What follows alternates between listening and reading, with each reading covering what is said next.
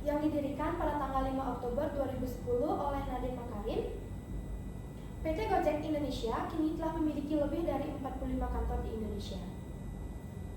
Dengan kantor pusat yang beralamat di Pasaraya, Blok M, Gedung BLT 6, Jalan Iskandar Syah 2, Nomor 7, RW 2, Melawai, Kebayoran Baru, Kota Jakarta Selatan, daerah khusus Ibu Kota Jakarta. Awalnya, Gojek hanya mempunyai 20 pengemudi. Namun, seiring dengan berkembangnya teknologi dan permintaan pasar, Gojek terus memperluas layanan hingga menjadi sebuah platform yang menyediakan berbagai layanan terintegrasi, dan sekarang PT Gojek Indonesia telah memiliki banyak produk dan layanan, mulai dari layanan transportasi, logistik, layanan pembiayaan dan pesanan makanan dan belanja, dan masih banyak lagi. Sejarah Gojek dimulai pada tahun 2010 saat Nadiem Makarim yang saat ini menyelesaikan pendidikan S2 di Amerika Serikat merasa frustasi dengan masalah transportasi yang ada di Indonesia. Pada saat ini, layanan transportasi online masih sangat terbatas dan tidak terorganisir dengan baik.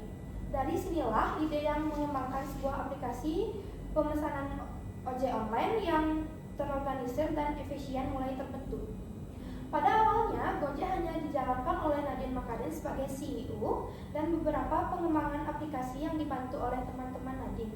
Namun, seiring dengan pertumbuhan pengguna dan permintaan pasar, Gojek mulai memperluas layanan dengan menambahkan fitur-fitur baru seperti layanan antar makanan, belanja, dan layanan logistik. Pada tahun 2015, Gojek berhasil menarik perhatian investor dan pendanaan sebesar 10 juta dolar US dari Square Capital. Dari sinilah Gojek semakin cepat dalam mengembangkan bisnisnya dengan memperluas jangkauan layanan dan memperkuat infrastruktur teknologinya. PT Gojek Indonesia menerapkan strategi penetapan harga dinamis yang berbasis kalkulasi, permintaan dan penawaran di area tertentu. Strategi ini dirancang untuk mengurangi waktu tunggu pelanggan, meningkatkan pendapatan mitra driver, dan menjaga keseimbangan layanan dengan memastikan tarif tetap dalam batasan atas dan bawah yang diatur pemerintah. Gojek menjaga transparansi dan keadilan harga. Faktor ini penting untuk meningkatkan kepuasan pengguna meskipun harga bersifat fluktuatif.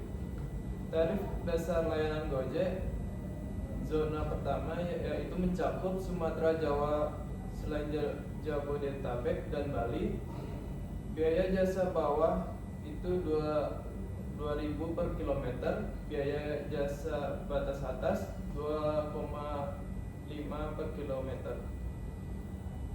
Biaya jasa minimal 4 km pertama itu dibanderol 8.000 sampai 10.000. Tarif layanan GoFood, biaya pengantar tergantung jarak restoran ke lokasi pengantar. Dengan tarif mencapai 12.500 ditambah biaya layanan tambahan sekitar 1.000. Promo dan diskon sering diberikan memungkinkan tarif lebih rendah dalam kondisi tertentu untuk layanan GoFood. Kemudian ada tarif layanan GoSend Someday, pengiriman barang dengan estimasi sampai di hari yang sama.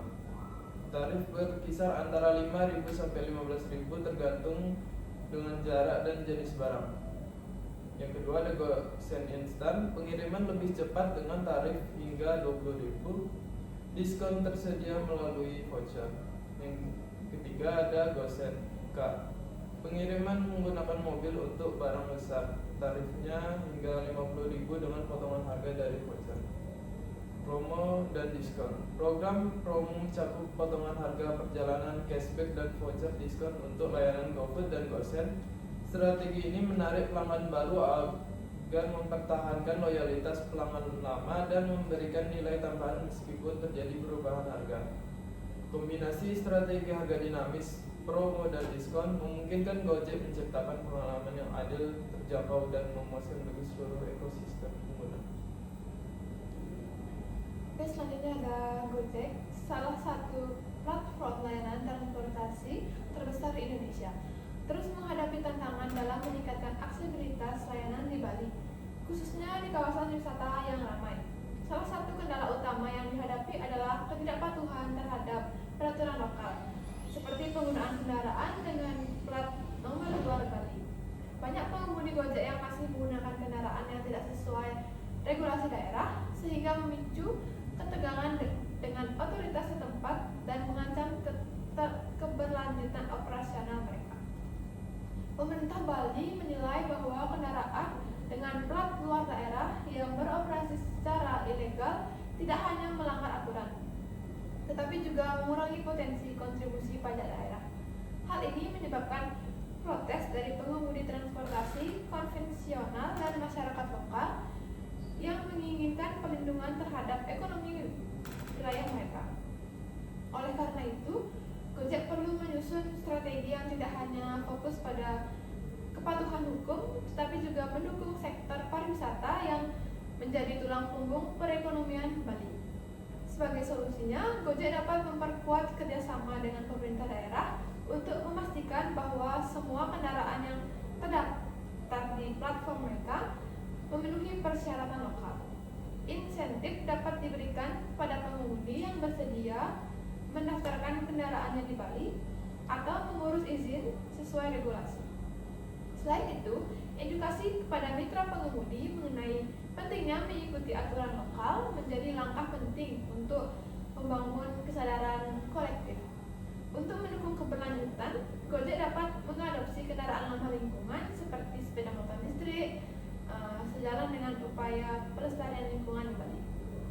Melalui strategi ini, Gojek tidak hanya meningkatkan aksibilitas, tetapi juga mendukung pariwisata dan ekonomi lokal dengan tetap mematuhi regulasi setempat. Baik, selanjutnya yaitu interaksi antara pengguna dan mitra pengemudi mempengaruhi loyalitas pengguna terhadap aplikasi Gojek.